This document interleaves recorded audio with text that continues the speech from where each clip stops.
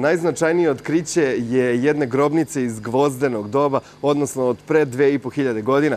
Grobnica je jedinstveni nalaz u ovom delu Srbije, a bogata je oružjem i nakitom. Arheolozi su otkrili i naselje iz mlađeg kamenog doba, u pitanju je starčevačka kultura, kao i ostatke jednog sela iz 17. veka. Evo da čujemo šta o ovim istraživanjima kažu arheolozi koji su već mesec dana na terenu. Nalazi se koplje, fibula koja je služila za pričašćavanje odjeće. Ovo su ostaci alke na kojoj se najverovatnije nalazio kaiš za koji se kačio ovaj bodež. Mi smo do sada istražili 3 skeleta smo našli.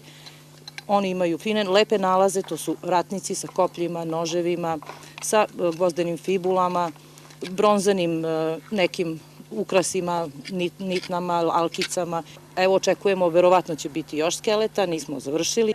Zaštitna arheološka istraživanja na istočnom kraku Koridora 10 počela su još 2010. godine.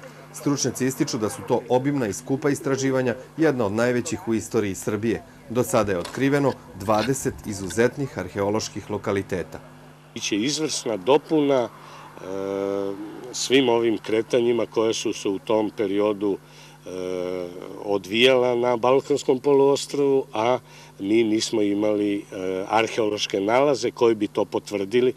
Arheolozi će svoj rad nastaviti i u narednih mesec dana. Istraživanja finansira preduzeće Koridori Srbije, a na terenu radi 16 arheologa sa ekipama. Juče su počela i iskopavanja na brdu Sarlah kod Pirota. Očekuju se novi rezultati koji će, nadamo se, biti značajni za kulturu i istoriju kako ovog grada, tako i cele Srbije. I nadamo se da ova kiša koja je počela da pada neće sprečiti arheologe jer imaju rok mesec dana da završe radove.